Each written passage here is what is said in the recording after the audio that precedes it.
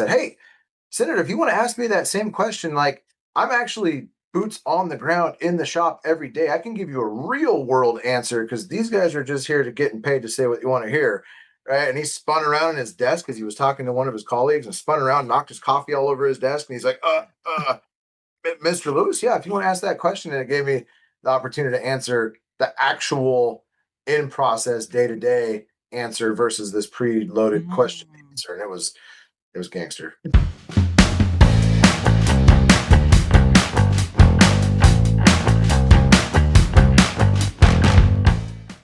Hello, everybody, and welcome back to the Body Bangin' podcast.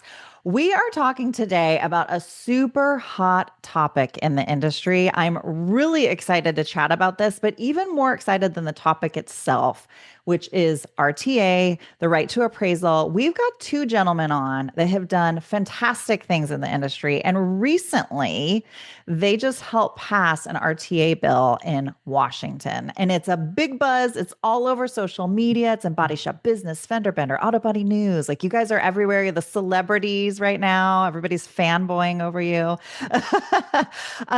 But let me introduce you real quick. We've got Justin Lewis. He's the president CEO of Accurate Auto Body out in Redmond, Washington. And then we've got Jeff Butler with Hari's Collision and Vintage. They are in Seattle, Washington. He's the president CEO there. Both gentlemen have been in the industry for forever and doing amazing things. Both shops are non-DRP, OE centric, certified repairs, doing things the right way for the right reasons. Love it. Welcome, gentlemen. Yeah, thank you, Justin. I think we should have worn our game changer T-shirts to this. Right? Yes. So exciting news, which you guys have done with the RTA. How long? Well, maybe we should back it up a little bit. So there are a lot of people that are listening to this right now that have no idea, which is crazy to me, but it's totally because I was this person that don't know what the RTA is. Can you just sum it up quickly for folks so they know what the heck we're talking about today? Sure. So RTA, short for right to appraisal, that's the dispute resolution process in an insurance policy. So when the insurer and or the insured disagree in the amount of loss, either party can demand an appraisal, and it's kind of like a loosely arbitration mediation type setting. It's a casual setting, but an appraiser represents each party, the consumer and the insurer, different appraisers. And the bill we passed is a competent appraiser, and we actually define what that means. And then those experts can appraise the value of the vehicle or the property and the amount of loss, all losses that are part of this loss, all elements of loss, I guess I should say. And they look to come to an agreement, and lots of times that happens. And if not, then there's a third party, let's call it a referee umpire, that steps in. The appraisers submit their differences to the umpire. An agreement of two is binding. And that's a loose interpretation because in Washington, like a lot of states, there actually isn't a specific language that is, here is the right to appraisal that will be used in all policies, which is the reason that Justin and I went after passing this law, because it doesn't exist, not even a requirement to have that. So it gives consumers or insurers the ability to dispute the amount of loss. And it's a simple, timely process that's very inexpensive. Yeah. And to simplify it, and you guys can correct me if I'm wrong here. So for the shop manager, owner, whoever you are, you're working in the shop writes up their estimate repair order for 25,000. The insurance comes back with 7,000. This is when, at this point, the shop is not invoking the RTA. Not a provision shops have. It is the customer, the guest, that invokes that. And they then start the process of the independent adjusters who then have to come to an agreement. They're third party, so they're not associated with anybody.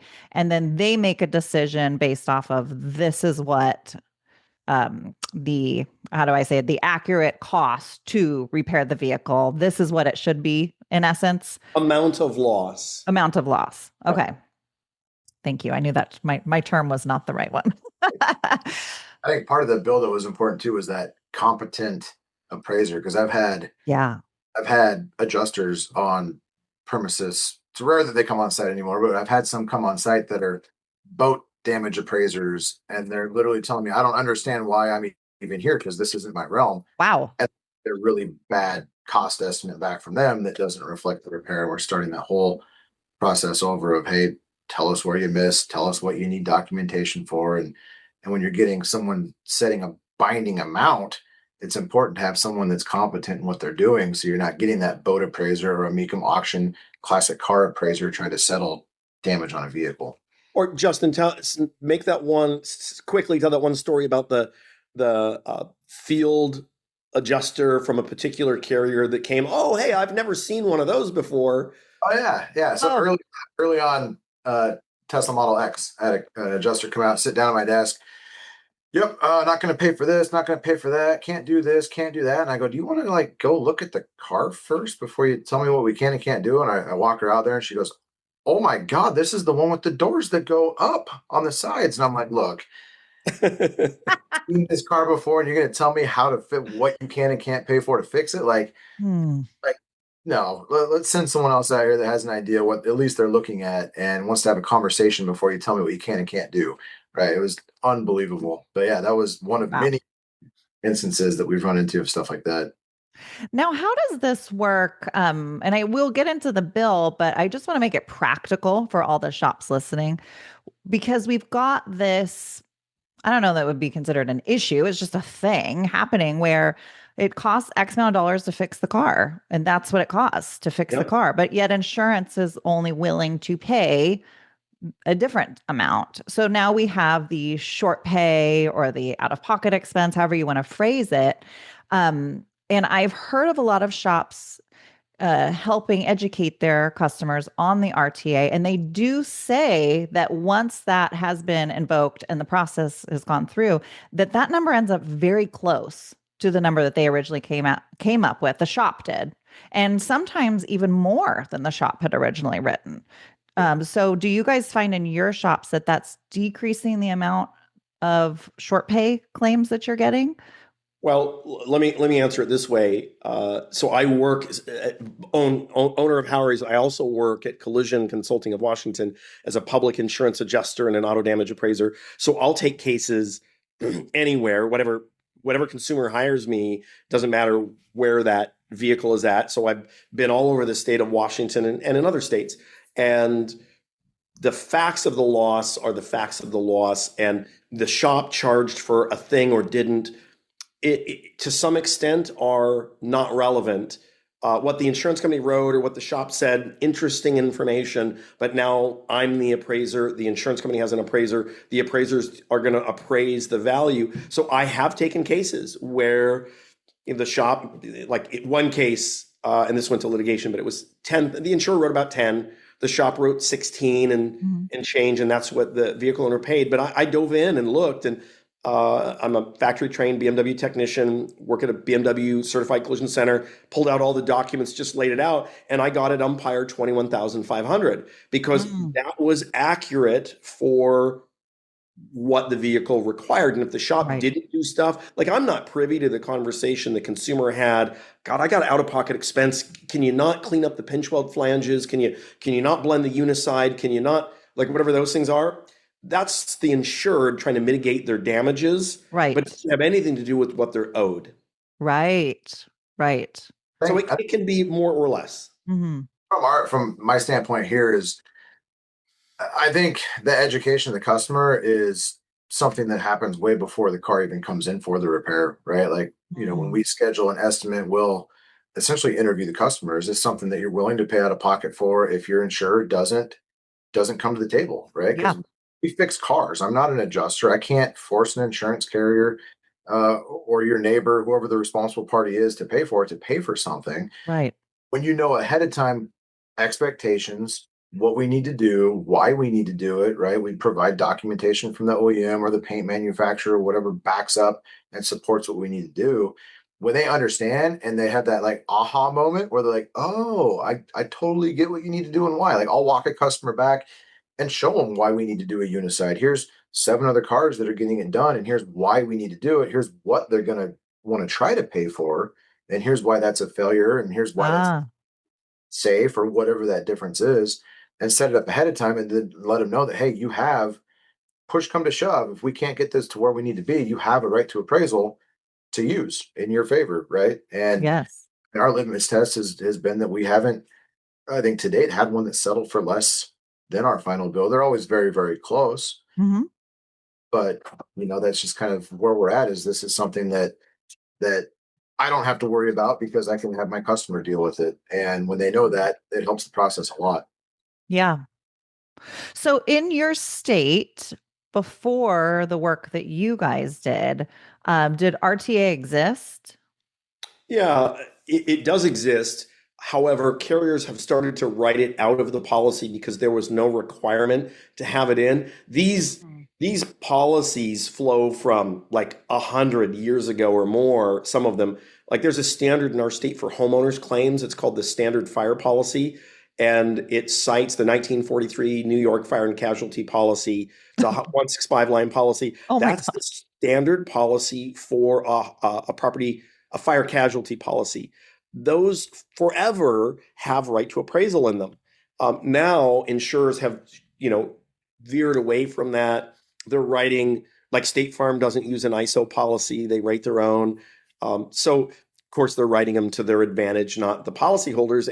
And the pitfall here is there's no requirement, and this is similar in a lot of states. I can speak to Washington though. There's no requirement in the law for the insurer to provide a copy of the policy before the consumer buys it. Yes.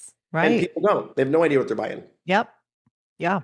And this was and it still is that way in Washington now. That's right. Mhm. But now the law says, and we can read the bill, but the law says all policies must have this right to appraisal provision. And we wrote the language that goes in the policy that must be equal or better. Equal, or I think Mm. it says more favorable. So, meaning at this point, all insurance companies, if they operate or sell policies in the state of Washington, they have to include, or in auto insurance policies, they That's have right. to include the RTA. And the RTA has to be what is in this bill. That's correct. That or more favorable. Fantastic. Wow. Huge, huge win. Well, And I there are know. particulars of that bill that are even better than that weren't before. We can go through that at a later time, but Yeah, it's let's.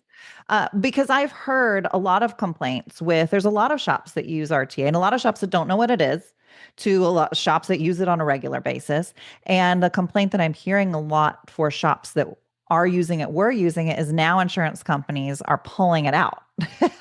So, hence the importance of an endeavor that you guys have gone on. How long did it take you to work through this, the process of all of this? Our Justin and I put together a presentation for the legislature in the fall, no, I think November of 2019. And Oh, this was before the session. So we had a really long time in front of the committee and made this great presentation about NHTSA and how safe cars save lives. And we played the crash test of the '09 Impala against the '59 Impala and the mm, importance of safe cars, and then said, and there's no law that protects consumers in fixing those safe cars. They get fixed to the same standard. And so that was 2019. And the bill we brought was just, there were too many moving parts of it. There were too okay. many pieces of it. And it passed this year, probably for a lot of reasons. And one of them is likely that it was pared down to be just the bare essentials of right to appraisal. Yeah, the Beautiful. difference too is back then we got 20 minutes to testify to the bill and what it did and why it was important and the issues we see and what it's going to accomplish if it gets passed. This year we had 90 seconds to testify. So Wow. I what do we have? 8 hours into a testimony trying to get across what we need to say, just like quick to the point. Like it was brutal trying to get everything we Wow. need to get this bill passed with its importance in 90 seconds. Right. So Wow. huge difference. Every Oh year my gosh. be a little bit less. Yeah.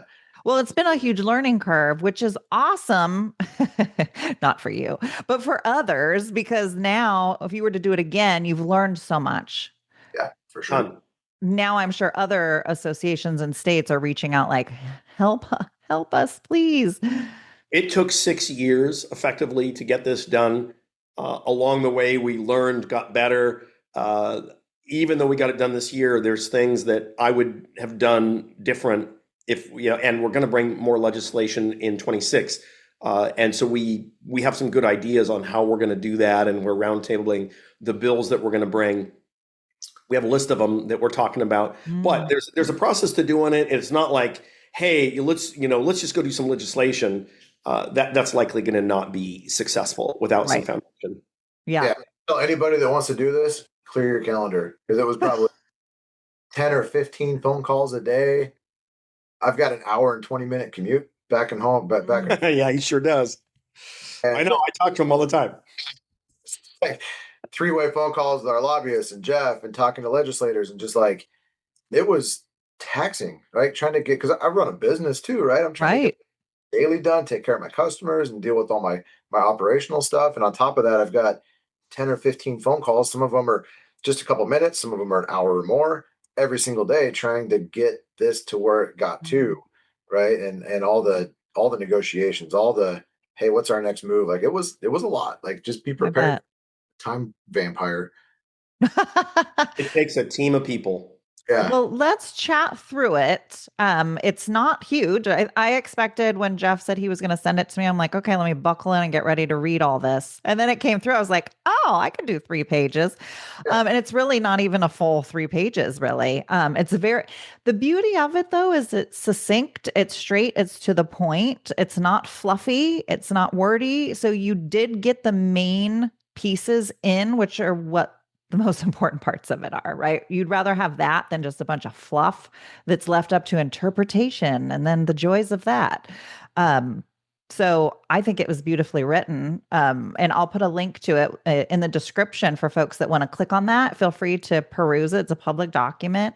So it starts out basically saying that every automobile insurance policy must include an RTA, which is fantastic. And then it outlines some of it. Is there anything that you guys want to highlight? I know it basically, part of the beauty of it is it defines things.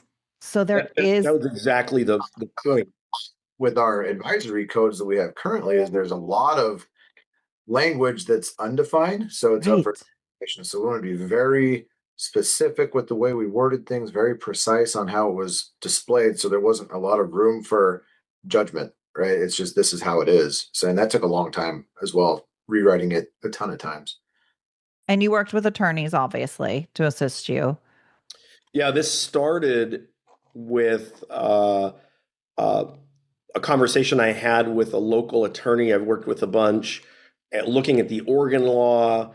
As a public adjuster in Washington, I know the rules in Washington, and I was like, hey, this is already the law, right? There's a case in Washington that says if the insurance company does a bad job investigating, they botch their claims investigation, and the insured has to take that on and prove the claims investigation is wrong, that the insurer has to pay for that to the extent that the insured was harmed. That case is called Coventry v. American States. And so I argued and I said, hey, this is already the law, right? And then the advisory code that Justin was referencing, Washington Administrative Code, under the 28430, 330 is the section for unfair claims. There's a section that says it's an unfair and deceptive act to compel the policyholder to institute or submit to litigation, arbitration, or appraisal to recover amounts due under the policy by offering less than what's recovered. So there's already this foundation for this to exist. And with the Oregon law being what it was, the insurer pays, and our state already having that premise, that we wrote that, but it included some other things. And so it had a OEM procedures part of it. And it was just really, it brought too many adversaries to the table. So when we pared this down to just the RTA, and I've been working with the insurance commissioners in Washington for a long time, and the party there that does the legislation for them, I worked with him for years on this, and we rewrote this and had some great conversation. Industry commented, but the commissioner really worked with me on clarifying this, and then ultimately supported it. We had the support of the insurance commissioner. Wow. So a lot of hands in this. And then as a public adjuster and an appraiser, I would report back saying, hey, let me show you this case. Let me show you what I'm facing here in this case. And here's the problems. And so they could see what was happening in the marketplace. And so the commissioner had their hands in this. An attorney did. And then, Justin and I just shared our experiences and then ultimately wrote in some part of this bill. The more it developed, the more we added. Yeah. To clarify, that's what I mean, is to clarify, not more text, but more clarification. So in here, like reading through the bill, there's a section that says the appraisers must make their appraisals within 30 calendar days of selection. If the appraiser needs more than 30 days, the appraiser shall provide reasonable basis, right? So that section came from us where we're like, hey, these things get drug out and it's just unreasonable. I've had appraisals take a year because the opposing party fought me so hard and wouldn't agree on an umpire, and gamesmanship was just huge. So we use that to say this is necessary. Yeah. While we were drafting this up, I had a customer, it was almost 13 months from the time the repair had initialized. I think appraisal was invoked on month 3. It was a big parts issue, big, massive payment discrepancy, invoked appraisal, and that appraisal took the remainder of that time to get done. It was unbelievable. And that was the nail in the coffin for me. I'm like, we need to talk time frame. There's got to be a limitation to how long, because I don't want to tell my customer, hey, you've got a dispute resolution, but it might take a year or more, right? Nobody wants to buy in for that. But if you can get it done, there's no reason that you can't settle an appraisal in a month, right? I mean, most you would think, right? So that was kind of where and there's going to be extenuating circumstances where we wanted to add in, if both appraisers agree that there's a necessity to extend it, that they can do that. But I mean, a whole month it's a long time to try to put together a repair plan and come to an agreement. So we figured that was fair. Well, one thing that I've heard a lot of pushback on the RTA, I'm part of something called the Collision Cocktail Hour. I'm sure my listeners have heard me talk about it before. It's a bunch of shops that come on. We talk about hot topics, and we talked about RTAs months back. And one of the pushbacks on using the RTA was the time. And they said, then this car is taking up space and it's just sitting on your lot. The customer is now out of their rental car coverage because now it's just sitting, and it just creates this big mess. And so they typically are like, we don't like to use it because of the time limit. That was a lot of shops were saying that was the biggest thing, was the time issue. Yep. So that's why it's in here, because Justin and I both experienced that and wanted to stopgap that because it's just unreasonable. I think it's a tactic, right? It completely is. The opposing appraiser I went up against knew exactly what they were doing to drag this out and make it really hard. And for me, right, to fight me, to make it clear, if you do this, we're going to make it unreasonable in time, and you're not going to want to take these anymore. That was clearly the message they were sending.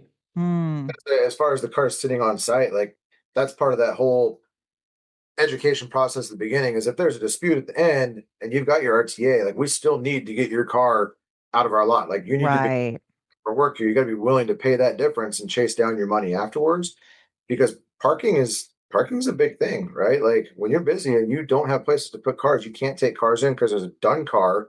I still need to get that car out, right? So the customer understanding they have a resolution, but I'm not going to be sitting on it while they take care of that resolution too. So that's, they understand that there's light at the end of the tunnel, but because part of it too is I've had carriers in email tell me, well, there's a discrepancy, but we're not paying this because the consumer hasn't been harmed. The claimant hasn't been harmed yet.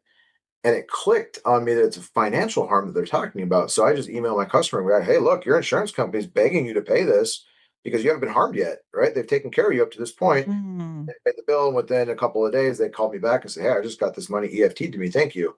Right. So you're calling the bluff. It's a stupid game, right? It is a really stupid game. But when they know that ahead of time, right, that's the biggest thing. We preach this in our association meetings, is you got to set a foundation of understanding with your customer for the repair, the process, and their expectations as well as yours, right? Without that, you're just floundering and you're chasing your tail all the time, and you've got cars sitting in your lot taking up space, and you're turning work away because you can't bring more work in. That's right. So, Micki, let me just chime in on that. This is really an important part that shops should really take note of. The insurance company isn't paying your bill or whatever it may be, right? You've written X and they've given you Y. There's likely no arguable bad faith because the consumer hasn't been harmed yet.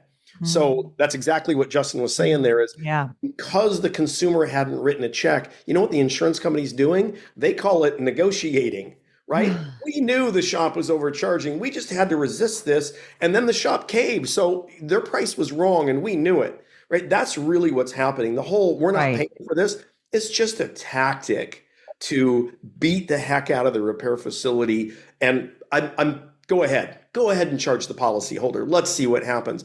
Because shops somehow think they can't do it, won't do it, can't do that in my town, can't do that in my area, which we've had so many people now that have done those things and have said clearly that's not true, especially when you're representing it fairly or accurately.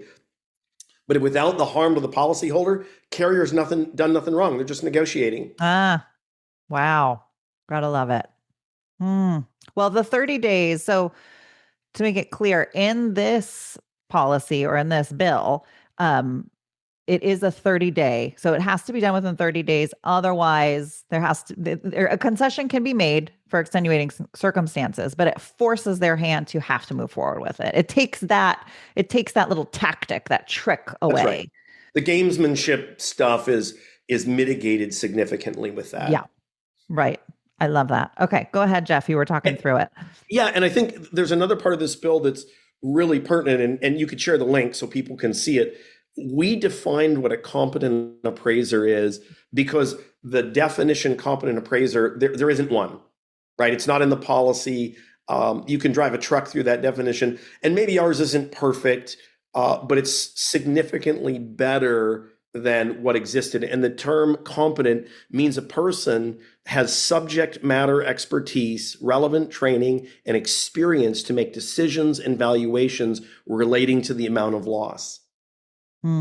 So is the total loss appraiser person the right person for a, complicated, large, repair on a Rivian that's a aluminum vehicle and there's rivet bonding or some other higher end vehicle? It's not a steel car from the 80s. You know what I mean? Yep. And what I find is I've taken a lot of cases where the initial conversation with the opposing appraiser is fine, and I can get a sense of who they are, and then all of a sudden the correspondence email changes, and I'd bet you money that they're not writing those emails anymore. It's the insurance company's claims adjuster or claims manager that is writing those, and literally they've taken the insurance estimate, locked it, and added another supplement, and they're using that to argue and just put their letterhead on top of it, and those people aren't competent. So there's a much more clear defined standard. It's a ton better than what we had before, which was I've driven by a body shop. I know what CCC is. I've seen a car, right? Because that's, Justin's talking about this person that showed up from an insurance company, San Francisco 49ers or something. I don't know, was it something like that? And didn't have I've never seen one of those cars before. Well, how can you bloody appraise that damage if you don't even know what you're talking about? Well, you can't. Yes.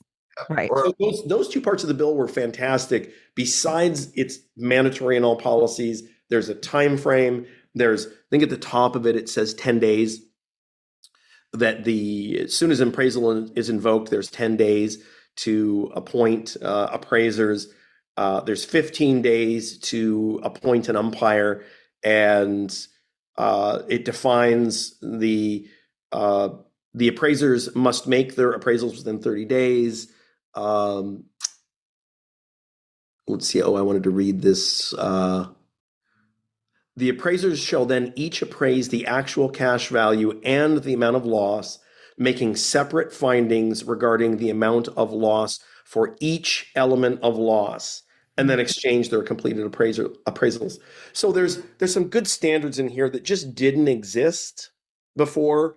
Yeah. I recently had an opposing appraiser say, "Hey, I'm ready to go. I got my report. Do you have yours?" And I said, "Great. Shall we exchange?" He said, "Yes." I sent him a link to mine. Crickets for 5 days. Oh, wow. So they were gaming the system, Mm. and then they wrote comparable vehicles out of Texas, and I'm like, no, the rules say it's got to be 150 miles from the principally garaged area. I'm like, that's for insurance companies. No, uh, so there's just gamesmanship that can happen, and this process outlined. There's some guardrails, so it's Mhm. much improved. It might not be perfect, but boy, it's much improved. Absolutely. Well, and I think it's interesting that you even have to define what a disinterested party means. But how important is that also? I mean, we've heard the stories of the disinterested party being the appraiser, and it's like, what? Who's writing that? Are you kidding me right now? I think Um, I've heard that there are some insurance adjusters that have staff adjusters that have stepped in to try and do that. And um, so there's some definitions that are helpful. yes, absolutely. Um, yeah, again, the link is in the note, so you guys can feel free to click on it, read through it, see what they've done. It's crazy to think that something that should have been standardized so long ago took you guys 6 years to put in place. It's just mind-boggling sometimes with the judicial system and how things work. Now, for other folks out there that are wanting to get into this, push into this, try to get something like this passed in their state, what timeline are you guys thinking now that you've worked through a lot of the kinks and you think, man, if I did this again, I would do X, Y, or Z. It would probably go so much faster, do so much different. That's a super big question. And I would start with, Justin and I have worked with the Auto Body Association, like we're the founders, and talking about the practices that shops should be following state law for auto repair and not insurance. So we had a lot of foundation that already existed. Hmm. And through that, there was a lot of complaints on file with the Office of Insurance Commissioner that showed that there was a lot of claims handling issues. Okay. And that's where we got the buy-in from the insurance commissioner. They could see there was a problem and they Ah, supported that. So if a state doesn't have an association or the association is not clear on these facts, boy, you got a lot of work in front of you, a whole lot of work in front that of you. makes sense. And I mean, I think we could, probably talk for a few hours about all the things that we did. But I would say starting with the right foundation and knowing the rules and how it works, and Mm. that there's complaints on file, and like if shops are eating the difference for whatever reason, why a party would want to do that, I don't know. Well, then there's not an issue. There's not a problem. That's called the insurer negotiating, and you just confirmed that you're overcharging them. Right. Yeah. If you don't have those things in place, I think you're wasting your time. Mm. I think my answer to that too is a lot of it is going to depend on how big the state is, how much support or knowledge the legislators have on the subject, right? It took Yeah, that's true. a lot of reaching out to legislators. I mean, you got an insurance lobby is great, right? They've got a ton of money tied up in their lobby and they've got a lot of talking points, right? The biggest opposition we had was every time we went to testify, it was that this is going to raise premiums and the Mm. legislators don't want to hurt consumers, right? Washington's already way overtaxed as it is, and this is just going to make a bigger hardship. And luckily this year they were able to testify first, so I was able to testify and go, hey, look, they're telling you that there's no issue, that there's nothing bad happening on the daily, but they're also saying that if this passes, that this accountability measure is going to increase the cost of premium. So which Right? is it? Yeah. Is if they are, they've got nothing to worry about, and this shouldn't increase premiums, or is it the other true that they're acting in bad faith, and because there's going to be an accountability measure that's going to potentially, cost them money because it's going to be properly settling claims, is that a reason to raise premiums? Like that would seem to be unfair because they're already paying for this policy, right? So Right.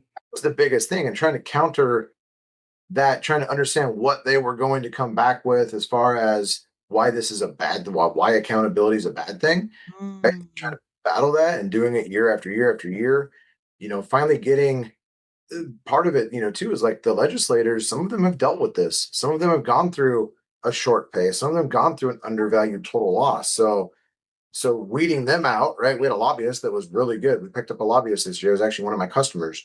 And lobbyist came in this year, and there just happened to be a legislator that was going through a total loss discrepancy at the time. So happened to be a constituent of his. So I set up a meeting with him and sat down and said, look, this is exactly why we need your support on this. Yeah. Right? Because right now you would have a resolution that you could use. Right. I sat in the chairwoman's office with two of the insurance lobbyists, and we're trying to talk about negotiate this bill. And she had to get into committee, and she left. And one of the guys stands up. He goes, "Man, you're really, really passionate about this, man. I tell you what, if I ever wreck my car, I know where I'm going." I said, "If you bill, plan on paying out of pocket if you come to me." Right. That was so good. Reality of it. Right? He laughed, and that was it. And yeah, so I don't know. I would say educating legislators, getting a good lobbyist is a really good thing. Okay. Lobbyist is a really good thing, just because it's going to help give you the insight, right? My example to the association was, I'm not going to expect someone to come in that doesn't know the automotive industry, collision industry, and tell me how to fix their car. Just like I'm not going to try to go into legislation with legislation not knowing what I'm doing when my lobbyist is telling me to do it the right way. Right. And there was a lot of times that we wanted to just hammer down and do it a different way. That he's like, no, pump the brakes. Like that's not how this is going to work. And completely different tactic than we've used the past 5 years, right? So get a good lobbyist and start reaching out to your legislators and educating them on the issues that you're having is going to be the best start, I think, that anybody that's not attempted this yet can have to try to speed that process up. It's got to be more than the Collision Repairers Association, and we had the Insurance Commissioner's Office, we had the Washington Retailers Association, we had the auto manufacturers, auto innovators. Then you go after the Auto Dealers Association, and then my work as a consultant and an expert and an appraiser. I knew people at the Trial Lawyers Association, and we got the trial lawyers to come in and testify, and they have a big lobby, a big pack, and they had some influence. So it was all of those things combined that had this bill get traction. And then our bill sponsor, Strom Peterson, is my representative, went to a member shop and had a World War III with Safeco, and it was his wife, and she went back to the shop and said, "Holy smokes, I can't believe how horrible this is. Have you guys ever seen this before?" And they'd been part of the association for, I don't know, 4 or 5 years. And they were, they had really got it figured out, and they were, fixing cars right and representing what it took. And if there was a difference, they're like, I'm sorry, this is what your insurer's doing, and helping expose what was wrong. And they looked at the Representative Peterson's wife, and they said, "This is every day for this insurance company. Every day." And she said, "You're kidding me." And then she was like, she says, "Well, let me tell you who my husband is." And that shop connected Strom Peterson to me, and we had a conversation. And I just said, "Well, let me tell you, here's the 2-minute version of what happens in these circumstances." And I shared it with him, and he said, "Yeah, that's what we dealt with." So it was really interesting. Again, having the right foundation, member shops that understand how to do business correctly and not take on acting as an adjuster, not matching estimates, repairing vehicles correctly. And if the insurer doesn't act in good faith and cover all those things, we can't fix that. Right. And that's what really exposed this issue. And then, we got our representative was great. And he also brought in a senator that brought the companion bill in the Senate, and Derek Stanford and Representative Strom Peterson. They were advocates, big time consumer advocates. It was super great. And so those were a lot of the things that had this happen, but it took foundation laying for 6 years to get that done. Wow. Maybe we get faster now that we've done it and we know what we're doing compared to when we first started. We thought going to the committee hearings was like, we're going to speak, and we did a good job. Yeah. Let me tell you, if all you're doing is speaking at the committee hearings, you're going to lose. Because it's already been decided. Those committee hearings, that's public grandstanding. Right. You might make a comment, you might move something, but it's already happened behind closed doors. And, during the interim, the insurance lobby, go look up how much money they spend in your state. Mm. In any state, go look up how much money they're spending and go look up the committees. It's like finance and banking or consumer protection and business. Go look those committees up and who the chair is and how much money they're getting from those parties. Go look those things up before you start bringing legislation, because we found out that the insurance lobby, they own the consumer protection and business committee. Right. How smart of them to do Yeah. that. Yeah. Right. All law revolves around that committee. And that committee was not passing legislation from the attorney general, from the insurance commissioner's office. Big gatekeeper there. Gotta love politics. What were you going to say, Justin? I was going to say part of it too, speaking to that, is because we've had to go through the same committee for the last 5 years up until this year, well, including this year, we kind of knew what we were up against, and we knew that it was going to be a challenge. And we actually brought a companion bill in the Senate, and the House bill got killed, just like we assumed it would. So the companion bill is actually what was the writer that brought this through. So the companion bill passed committee and then floor, and then it went back to the original committee that killed the same exact bill. But now because the Senate had passed it, it carried a lot more pressure Right. on them. I guess I just say there were portions of the bill that were negotiated on that we did not want to give up on.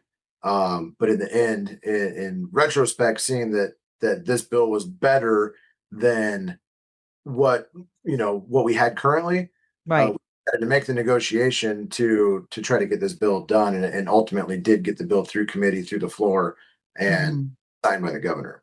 Yeah. Which is awesome. That was a hard thing. That was a hard thing to give up. Yes. The insurer pays provision, because that's really where the teeth were in getting consumer protection. And it took us, and maybe me, a little bit longer than Justin, but it really took like this is what we're here for. Right. This work. And thinking about it strategically, what we accomplished was, it's in the law now. They can no longer pull this like insurers are, and some had done, like State Farm. Yeah. And there were better provisions, and it established that it was just irrefutable. Those were worth getting through. Yeah. And it just we had to decide what was the bigger win, and it was zero or that. And Right. Doesn't mean we're done on this topic. Yeah. Yeah. Doesn't mean that we're done there. We have a plan for that. For now, we got that done. It's and a process. We're building a file. Yeah. Yeah. Well, and I think that for those, because it sounds fantastic, and then as we talk through it, it sounds overwhelming. It's like, oh my gosh. And I'm sure a lot of people are listening to this thinking the same thing. But if we really break it down, the foundation, there needs to be some foundational steps, and it is going to be a process, but you just got to take it bite by bite to just keep moving through. And if you start today, even if it took you 5 years, or if it took you all 6, in your own state, you're moving things forward for the sake of safety, for the sake of the industry, for the sake of consumer protection. It's at least start movement on it, is my thinking. Small steps, small wins. Right. Yeah. I don't want this to be a demotivator at all. Like, this is definitely, it's a huge thing when you can get it done. It is a lot to do. It's a lot to process. It's a lot to go through. But man, I can tell you what, like, when we're sitting there watching this bill get signed, that is, I mean, man, it was like all I could do to not jump around the room and bounce off the walls. Like, it was insane. Right? It was insane. And of course, like, when we're doing our signing, we were the very last bill to get signed that day. So we're watching all these other people go out. Oh, wow. Waiting for us to get called up, and it ended up being the last bill.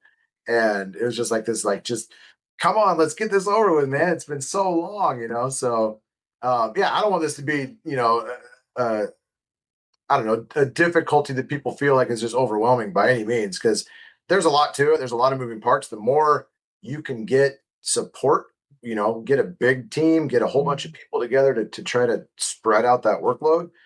I mean, obviously do that, because it can be daunting for a couple of people to tackle, for sure. Oh, I'm sure. But I tell you what, man, it is absolutely worth every bit of it. It will be soon. Like we'll see the spoils of it, and Yeah, I'm different. I mean, not for me personally, but for my customers, right? that's right. That was one of the things too. Is they brought up is this is a body shop bill, right? It's just a bunch of body shop, Mm, and it's like this isn't a body shop bill. This is I get paid, I get reimbursed for my work, regardless of who's doing it. right. But when a claimant who has a policy that says it's going to bring a vehicle to condition part of the loss and cover that isn't having that happen, this is affecting them, not me. Right. And that's the Yeah. big thing, like Jeff's talking to of why would you balance bill? You show the insurer and the customer, more the customer than the insurer, that you were lying because, well, there was money to give up and you did it. Mhm.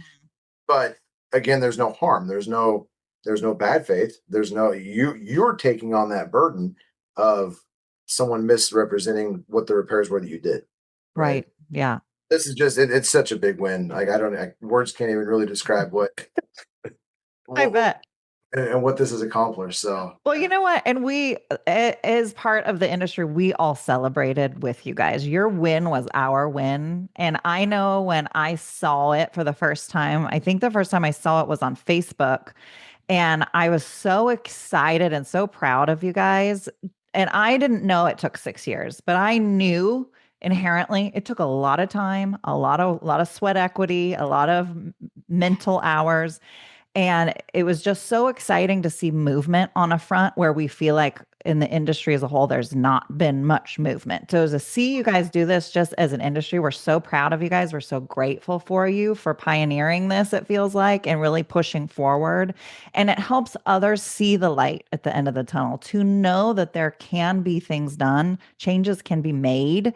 And what was so cool about it is I saw it on Facebook and then I logged back in, like a day or two later, and it was everywhere. Everybody was sharing it. It was like one person shared it, then another person shared it. And so it was just everywhere because collectively we were so excited. So yeah, when you look at the time, the effort it took, yeah, it sounds daunting, overwhelming. But like you said, the small bites, moving it forward slowly.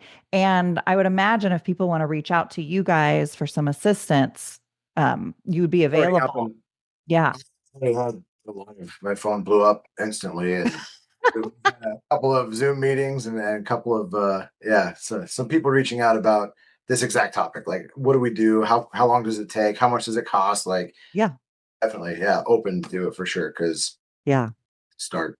It's just awesome, really. Micki, I sent you an email with the picture of us at the signing Mm. with the governor, and we both wore jackets, and we actually had some shirts on as well. But we decided we just gone through Discover Leadership training. We had our graduation T-shirts on, and it was so perfect for the moment. And we got done, and then we looked at the governor and said, "Hey," we unbuttoned our suits, like, "Can we get a photo with this?" And so we took off our jackets and threw them down, and we got a picture of the governor with our "I am a game changer" shirt on, and it just felt so good. Like we stood Yeah. for something and fought hard.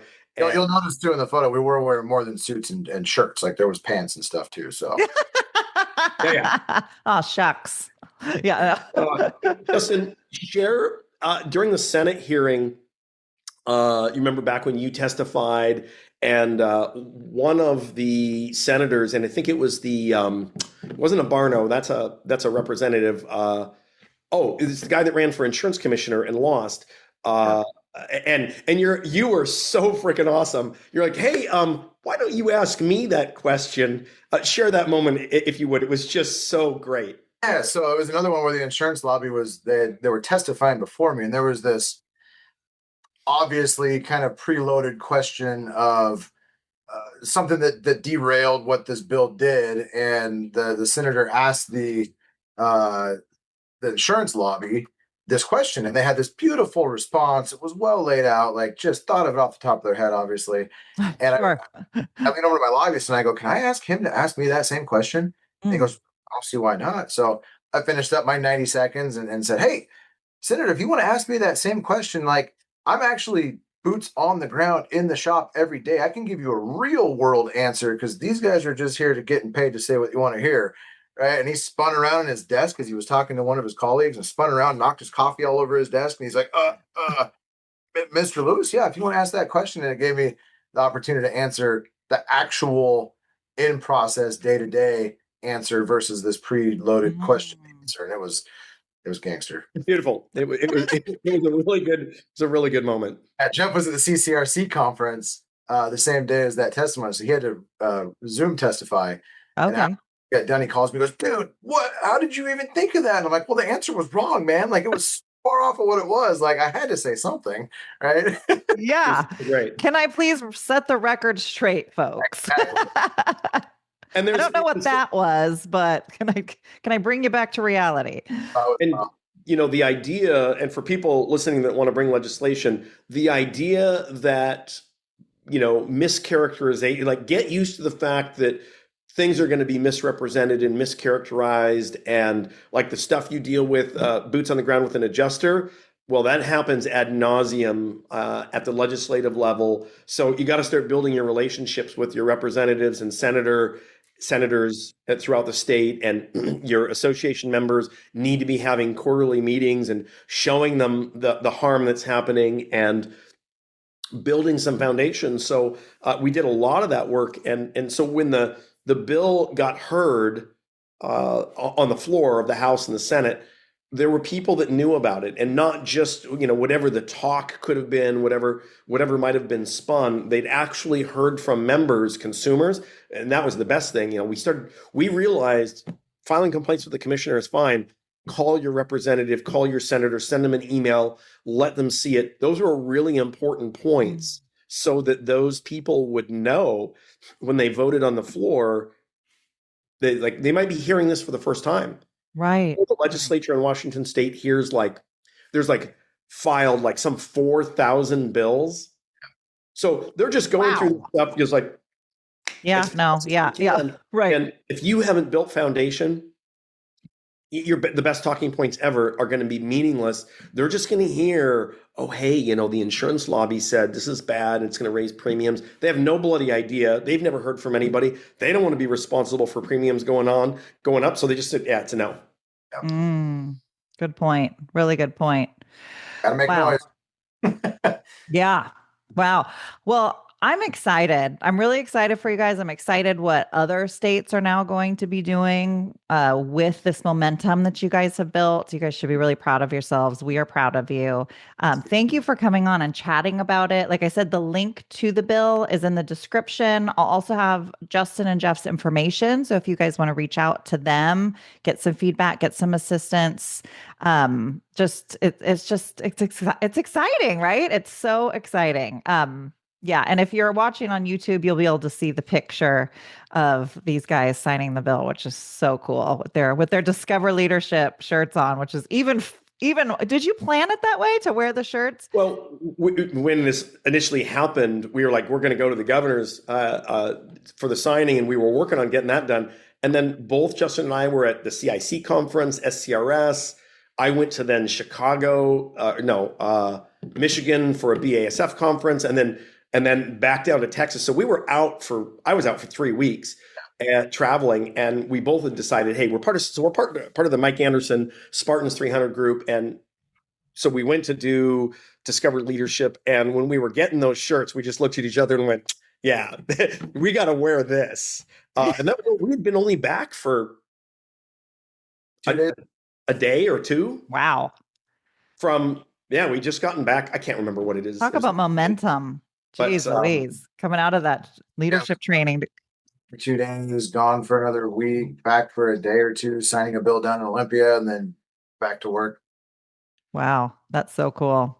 Well, thank you guys for coming on. I appreciate you taking your time chatting about this. Super exciting. And thank you guys all for listening. If you're watching this on YouTube, make sure you subscribe to the channel so you don't miss any episodes when they drop. Make sure you like the video, and YouTube will push it out to more people. And then also, if you're on Apple Podcasts, Spotify, or whatever, you can click that follow button and follow us so that you get the latest updates. But we will see you all next time. Bye. Thanks for having us. Yeah. Thanks, guys. So appreciate you. Yep. All righty. Take care.